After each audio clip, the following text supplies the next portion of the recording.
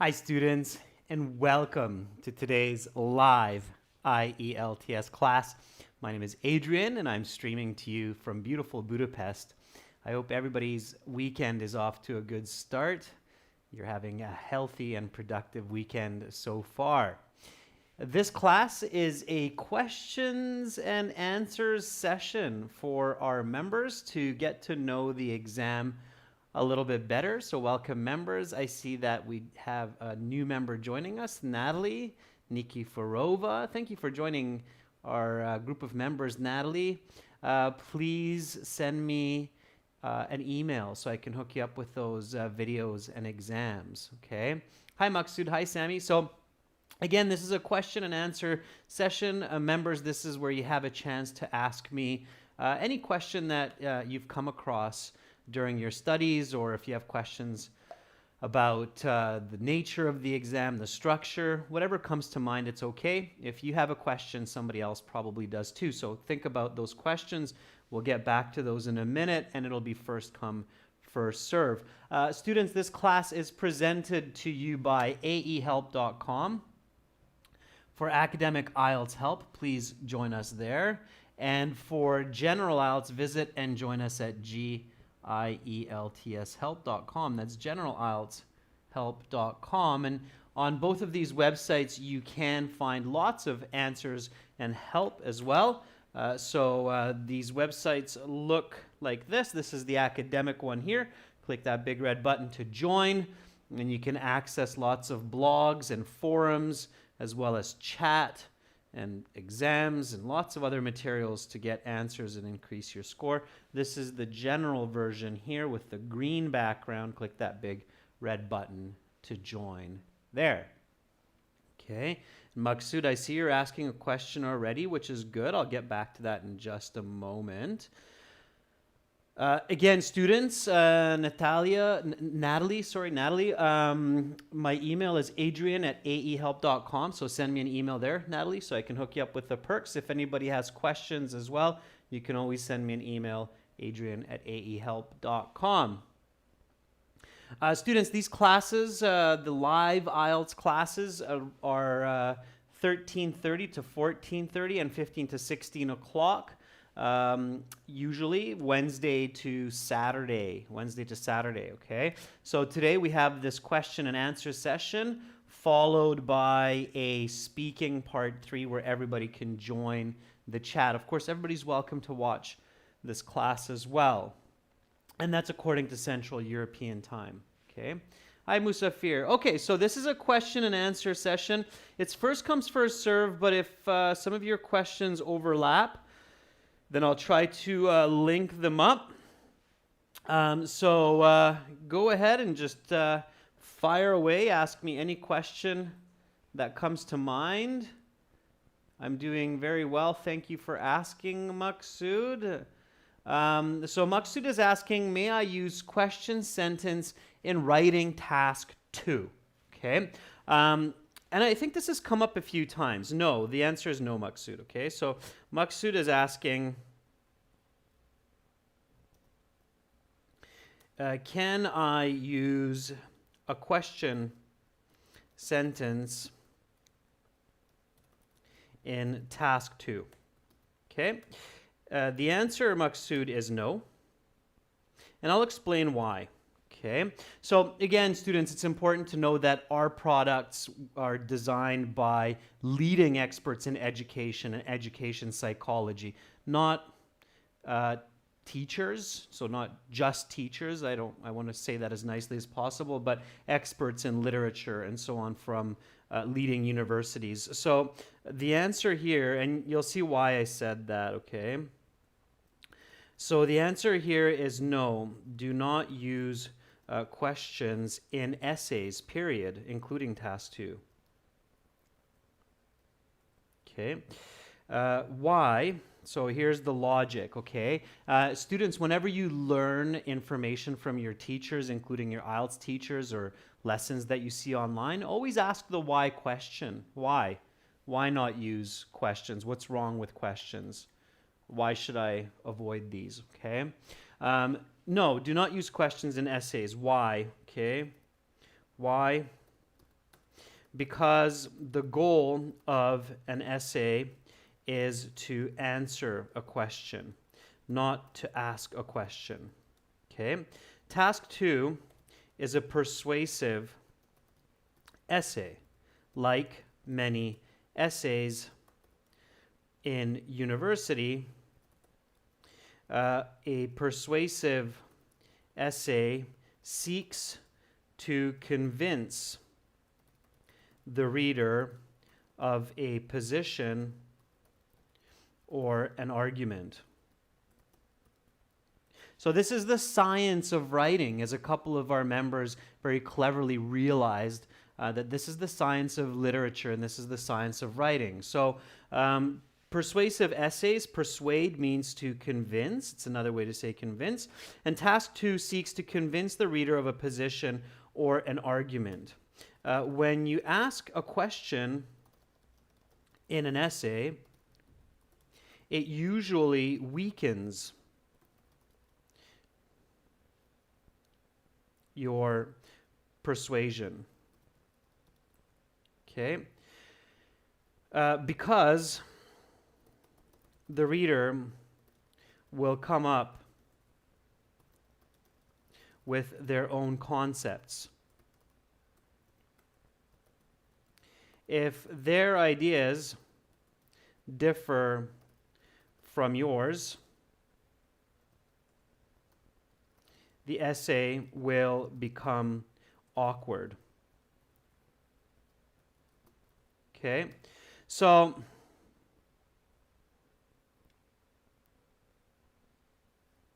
for example, if the essay is asking you, so I'll give you an example of this, Maksud, so you can kind of see what I mean by this. If the essay is asking, which is better for commuting to work? Public transit or personal vehicle? Okay. Choose one side and give explanations to support your opinion. So let's say, Maksud, that that's your task 2 question. Okay. And in your essay, you start with, okay, so this is your introduction. You start with,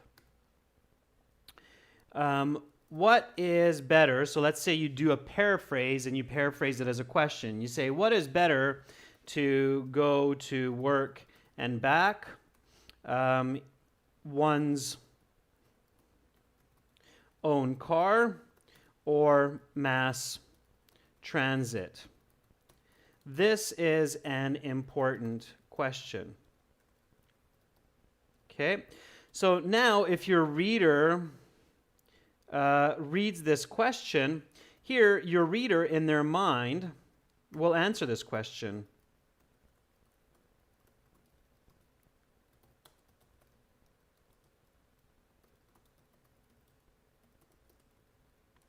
Okay, so you have to think about your audience. Your reader's going to say, oh, I think a car is better because that's what I use, and da-da-da-da-da. Okay, now if you're going to argue for public transit, you've created a difficult situation for yourself. So don't ask questions, okay?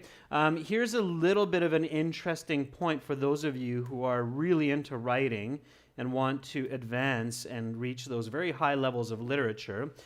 Questions in writing are only used, I'm going to specify here a little bit more. So questions in academic writing are only used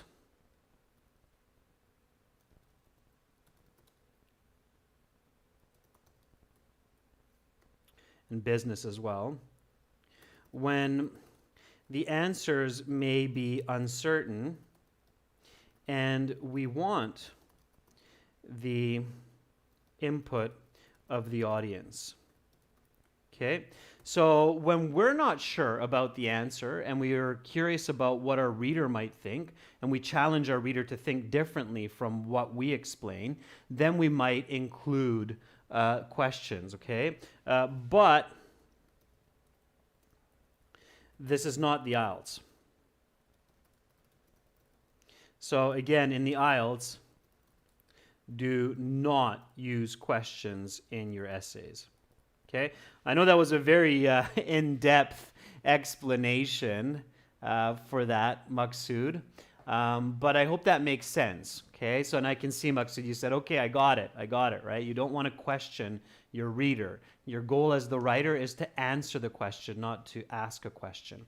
Okay, cool. So a lot of detail there, but it's a good one. It's a good question. Also, Maksud, a couple more with this one for a couple of similar questions that I've been asked. So this is in line with this. Also, do not use quotes for your introduction. Instead, use your own words. Okay. Again, it's another kind of a trick that some students try to use for the introduction is a quote from some famous person or translated from their own culture. It's not a good idea. That can be very confusing. Okay, so don't use quotes either. Don't use questions, don't use quotes, okay? Your hook should simply be an interesting, short statement that catches the reader's attention using the topic, okay?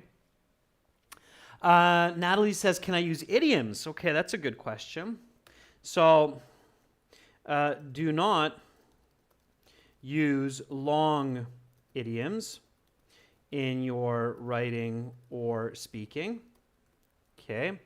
So, for example, don't throw bricks when you live in a glass house. It's the first one that came to mind.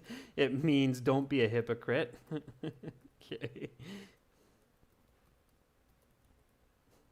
All right. So don't use long idioms like that. Okay. Instead, use short idiomatic language like phrasal verbs, for example. Maja, welcome to our group of members. Send me an email after the class so I can hook you up with perks. Okay. So instead, use short idiomatic language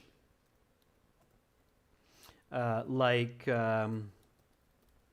phrasal verbs. Okay.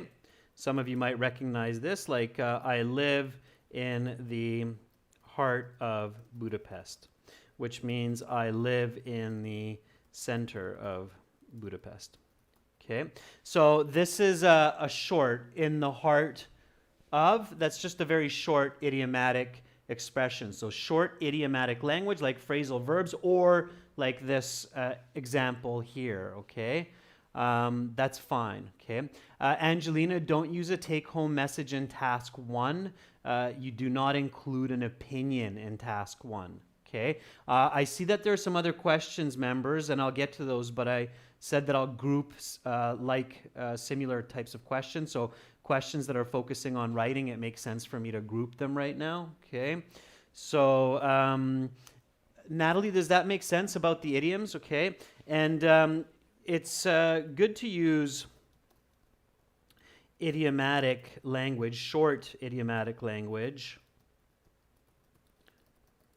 in speaking and task 1 general writing. It's also okay in some places for task 2 general or academic, but do not use idioms in task 1 academic writing, okay? Try to stay away from very colloquial language, okay? All right. Okay, for task 1, so this question was from Angelina, okay? Angelina, can I include a take-home message in task 1? And again, the answer here, Angelina, is no, because task 1 academic, of course, is an expository essay where your job is to report and explain what you see in the given graphic. Okay? You must not include opinionated language. Okay? So you can't say, well, it's probably because people liked bicycles more in 2010 that they used bikes more than cars. We don't know that they liked bicycles more than cars. The data is just showing that there's more bicycle use. Perhaps people wanted to become more fit, and not because they liked the bikes, but because they wanted to become fit that they used bicycles more. So that's just an example, right? We don't know that, okay? Yeah, so Angelina, you have to be very careful. Exactly. You have to be careful with opinionated language, okay? In academic IELTS, you don't have opinionated language. And that's one of the big ways, Angelina, that a summary is different than a conclusion.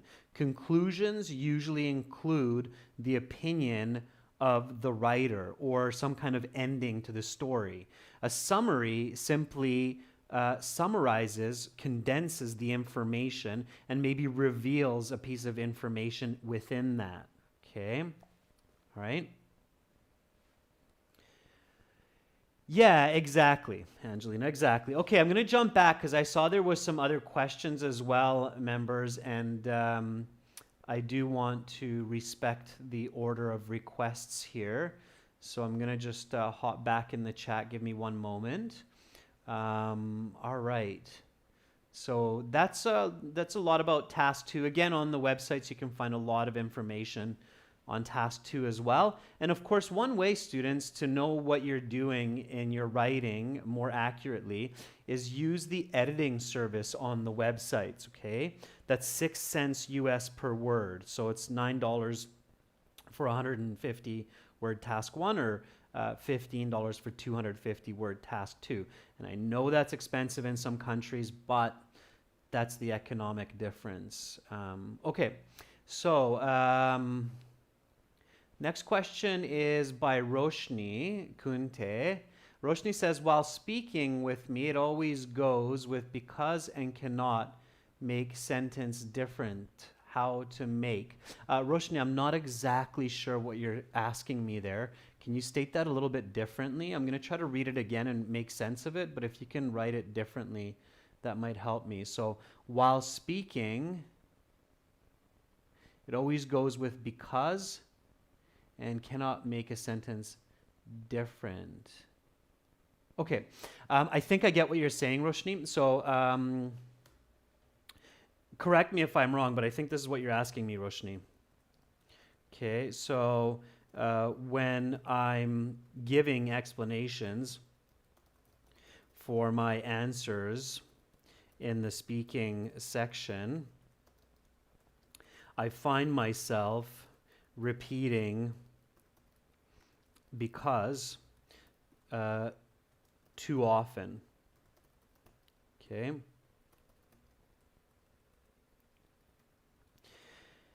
What can I do? Avoid this word repetition. Okay, that's a good question, Roshni. I think that's what you're asking me. And if it's not, then just let me know. Okay. I'll give you the answer here in a second. I'm just going to ask. Roshni, just say yes it is or no it's not. Okay. Beckjan says, yeah, I have the same problem. Roshni, is this what you mean? Yeah. Okay, I see that. Okay. Yeah. Good. Okay. Yeah, I see it. Cool. Okay. Answer. All right, good. So remember this. Because, of course, belongs to the group of subordinating conjunctions. Because is a subordinating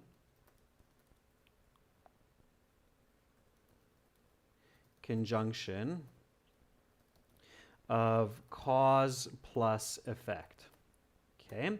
So yeah, absolutely, students. It's a really good idea to diversify your use of conjunctions.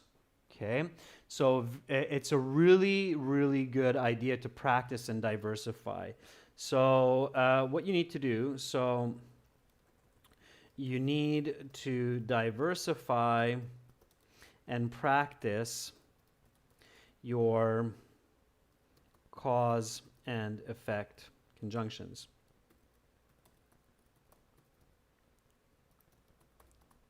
So, because, as you know, there are lots of other ways, therefore, as a result, since, in order to, okay, just to name a few. Also, so this is step number 1, okay, and step number 2, as well, to make your language more dynamic, remember to shift the main clause and dependent clause around. Okay, so for example,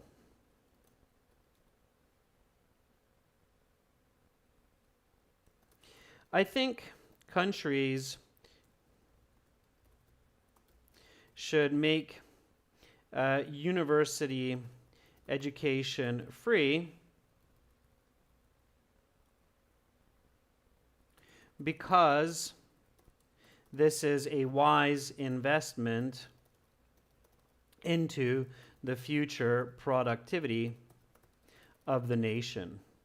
By the way, students, when I'm showing you examples like that, by all means, repeat and say it nice and loud, okay? All right, so what you want to do is you want to go, okay, I just said this, so maybe you said this in your speaking, you recorded this on your phone. So now what you want to do is you want to change this, okay? So first we can just grab the connecting word because and replace it with one of the other subordinating conjunctions of cause and effect. So we can say, I think countries should make university education free since this is a wise investment into the future productivity of the nation. Okay? And then you want to change it again. So change it another time. Change it a second time. And this time switch the dependent and the independent clause. Okay? So what you can do is like this. Since making education, university education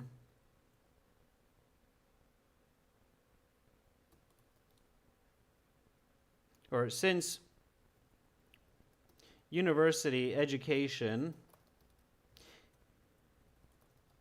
is an investment into a nation's productivity or future productivity, governments ought to make it free. Okay? And then go over all three of them. So repeat after me. Say it with me, students. Here we go. I think countries should make university education free because this is a wise investment into the future productivity of the nation. I think countries should make university education free since this is a wise investment into the future productivity of the nation. Since university education is an investment into a nation's future productivity, governments ought to make it free. Now you're really rolling with the punches. But in order to do this, Roshni, you really have to practice it, okay? I'm just going to get a little bit of a better focal point here because I think the screen's a little bit blurry, so...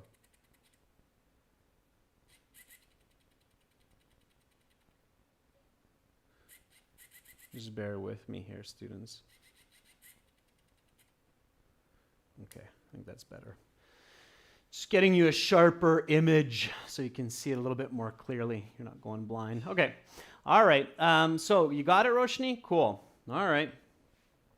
Okay, and I saw there were some other questions coming up. Now, again, it's first comes, first served, students, so let me just kind of roll through what's being said here, and then I'll... okay, so let me see here. The next question came from Pavan. Pavan says, what if I write my own sentence in task 1 instead of paraphrasing the question? Pavan, that you can do, I think, for the summary. So if you have your own ideas and while observing the graph or the table of what's going on, you might want to save that for the summary.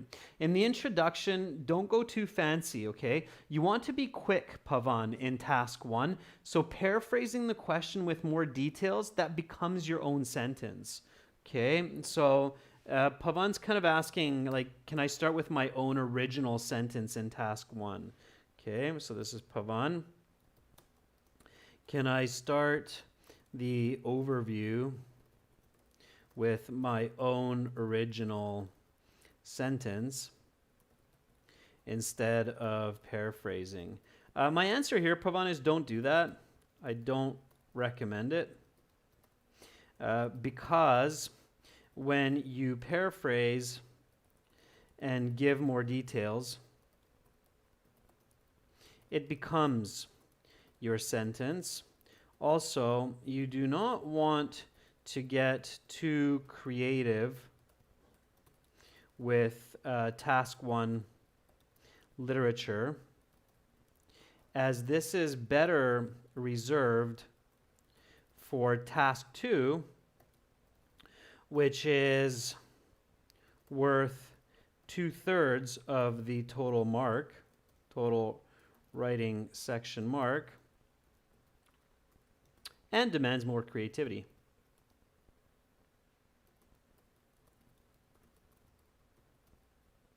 Okay, so that's my answer for that one, Pavan. Just keep it simple, okay? Paraphrase, add the details, it becomes your own sentence, okay? Don't get too fancy. I see students oftentimes getting really fancy or trying to get really fancy with their writing or their speaking, and all they're doing is they're hurting their coherence and task completion scores, going off topic, not making any sense. So be really careful with that, okay?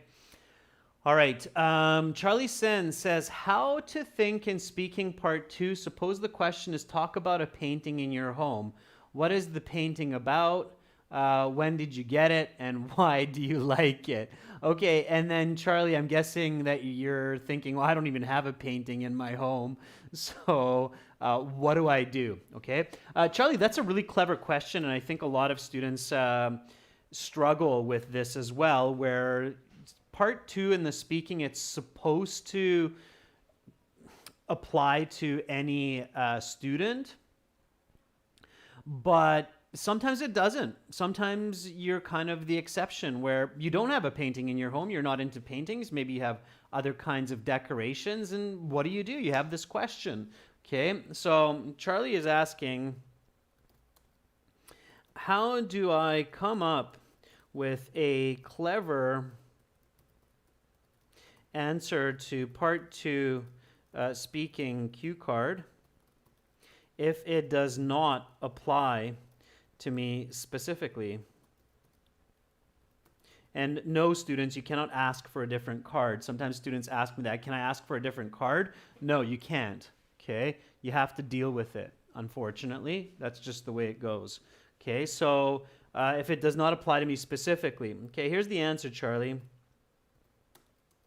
You have to get creative, of course, and I know you know that, but how is the question, right? So you have to get creative. Here are a couple of ideas.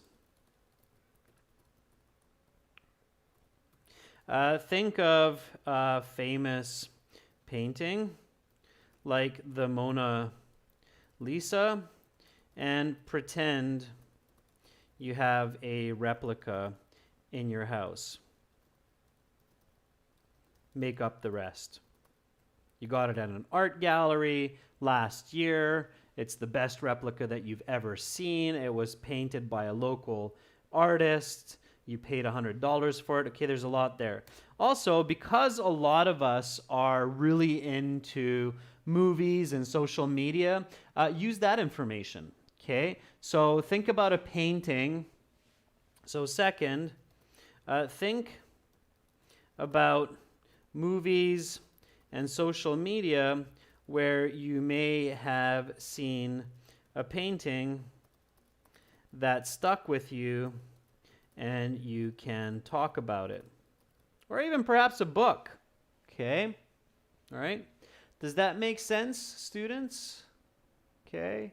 Charlie, does that answer your question? So you have to use what's inside your head and you have to get creative. That's where it becomes even more important to use that 1 minute preparation time wisely, visualize, get down some notes, okay? All right? Okay.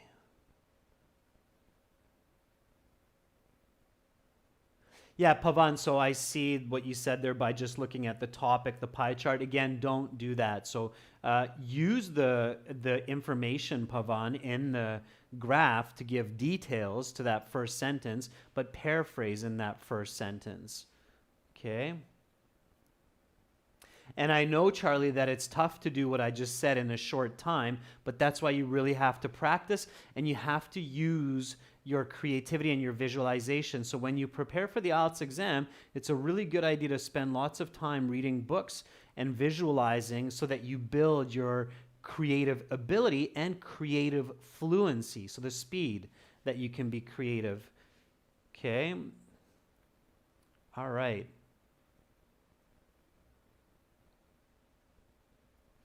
Okay, Maja is asking, hi, I'm new here. Welcome, Maja. I would like to know if in task 1 writing we can use experience. It seems that, for example, China experienced significant fall in its population. Yeah, absolutely. Absolutely. Yeah. Experience means experience has a broad definition, Maja. It doesn't just mean a personal experience, so what happens to me, but experience also has the meaning of occurrence or happening. Okay, it's a synonym for that. So you can, all right? Maja is asking, can I use the term experience in task 1 writing in certain contexts? Absolutely. So the answer here, Maja, is yes. In correct context, it can be well used as experience, as a verb especially,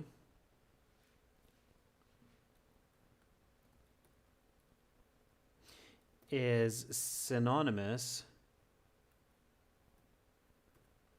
to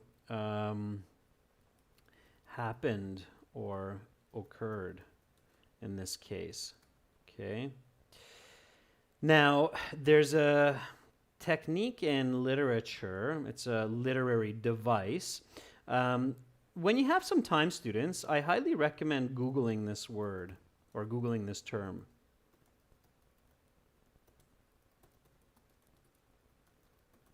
Okay, literary devices and examples. Okay, so do a little bit of a review on this. One type of literary device or example, and I'm sure you're familiar with many of these, especially if I were to tell you these in your own language. One of these is personification. It's called personification. We often use this in language. Personification means to give human-like qualities to non-human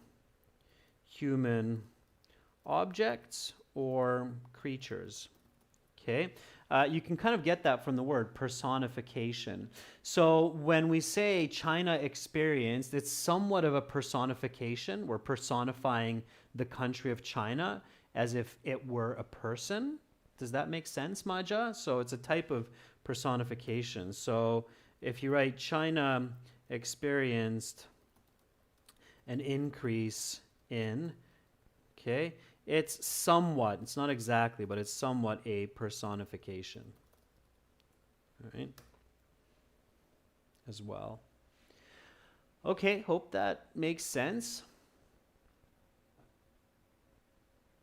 Roshni is asking if anybody is interested in practicing speaking. Let me know. You can practice speaking on the websites as well. There's an option for that. It's student partner speaking in your My Student account. And I see Musafir says yes. Okay, Angelina, we discussed the summary already.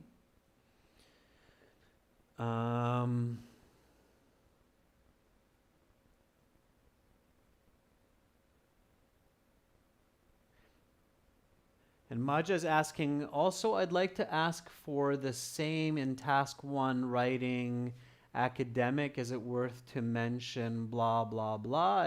Is it too subjective? I'm not sure what you mean by that, Maja. Maybe you can clarify that for me. Mohit is asking, how many minimum complex sentences am I supposed to write in task 2? Okay, Mohit, that's an interesting question. All right. To make it to CLB 10 or to make it a band 9. Okay. So, okay, that's a good question, Mohit. I like that question. So Mohit is asking how many complex, let's make it a little bit more robust, complex and compound sentences am I supposed to include in my writing, not just task 2, Mohit, but task 1 and task 2. Okay, let's put them together. Writing section to be considered an expert user of English. Band 9. Okay, that is a really interesting question, Mohit. It's a good question. The answer? There is no specific number. Rather, the use of the sentences and their accuracy is more important. Having stated this, the average complex sentence is roughly 20 words. That means a band 9 writing response will be about 220 words for task 1 and 310, let's say, words for task 2, roughly. Okay, I'm just kind of taking a mean or an average here, which means a total of about, let's say, about 530 words. Okay, for simplicity's sake, it could be 520, which means that from this, if we divide 520 by, so I'm trying to create the logic for you here, Mohit and everybody, so you can kind of understand if you want to really wrap your head around it, how it works, okay? So 530, so it means you have about roughly, if you're using all complex sentences and compound sentences, you have roughly about 25 to 26 sentences. That's for both task 1 and task 2. Everybody with me so far in this kind of game of essay math? Are you guys kind of following me here of what I'm showing you so far? So, on the same page so far? Yeah?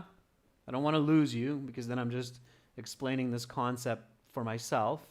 Okay? I think maybe some of you probably thought, oh, wow, I thought it was 150 words for task 1. Yeah, that's 150 words minimum, right? Minimum. 150 words minimum is not likely going to be a band 9. Okay, a band 9 student is very likely going to write more than 150 words. Okay, I've never really seen a band 9 task 1 that's only 150 words. Okay, and same thing with task 2. Task 2 is 250 words minimum. Again, a band 9 student, even a band 8 student, is very, very likely going to be over the 250 word mark. Just to give you a good idea of this, if you take the TOEFL exam, the minimum is 300 words for task 2. It's very similar to IELTS, and it's also 40 minutes. So in the TOEFL, they actually expect you to write 50 more words in the same amount of time. Okay, so let's say you have 25 to 26 sentences. Now a band 9, so let's take it one step further, band 8 to band 9 essay or writing section will be about 20 complex sentences and 10 simple sentences.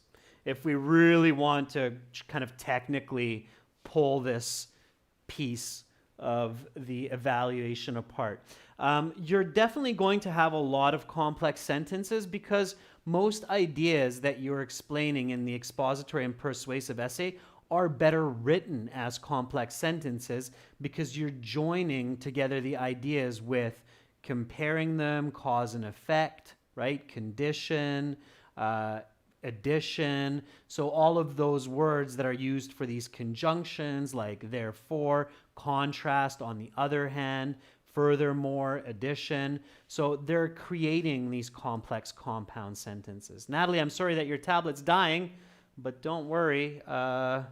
This class is recorded, so you will be able to see the rest of it later. Okay. Sammy, I don't recommend using an idiom in the beginning of the essay. It's awkward. Just use your own language. Okay.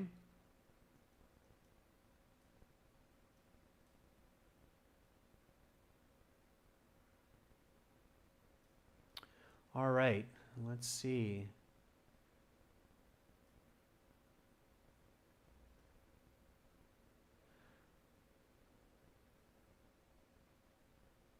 Okay, Roshni, contrast, same kind of concept as cause and effect.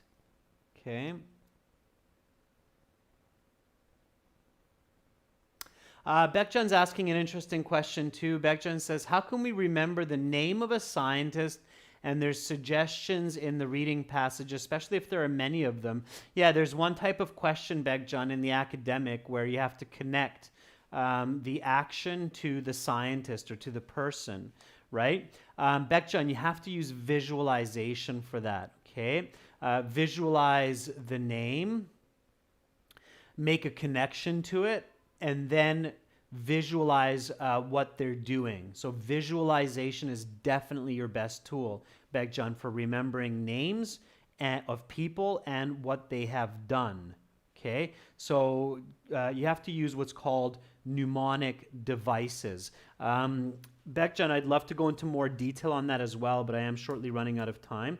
So to help remember names of people in the reading section and their achievements or suggestions, activities, you must use mnemonic. Never spell that word right with that silent. There we go.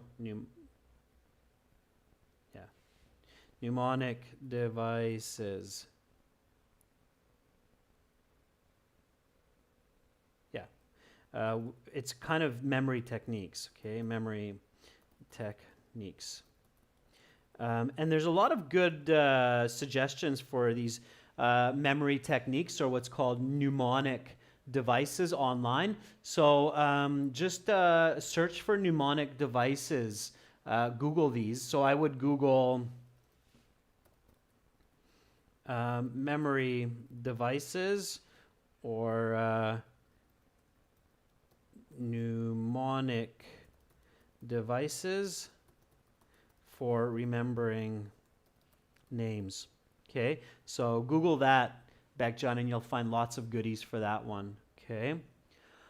All right, students, that's all the time I have for questions. I'm sure that you have lots more questions for me. You can always send me an email, and of course, I host these Q&A classes once every 2 weeks for our members. So, good questions. Remember, on the website, we've got forums as well and blogs that help to answer a lot of these questions. So make sure to visit us and join us on our websites at aehelp.com for academic IELTS. So that's aehelp.com for academic IELTS and gieltshelp.com for general IELTS, okay? Rahul Preet, General IELTS Task 1. You'll find that on our General IELTS YouTube channel, okay, which is General IELTS Help, or on our General IELTS website as well, okay? All right, hopefully, students, I will see you shortly in 30 minutes. We have a Speaking Part 3 class coming up. That class will be following yesterday's Speaking Part 2 topic about counterfeit products. So especially if you were in yesterday's Part 2 speaking class, then I highly recommend this one because it's connected to that topic. So you'll probably find it quite interesting. You're very welcome. Thank you, new members, for joining. I'll wait for your email so I can hook you up with your perks. Much love to all of you from Budapest. Bye for now. See you in 30 minutes.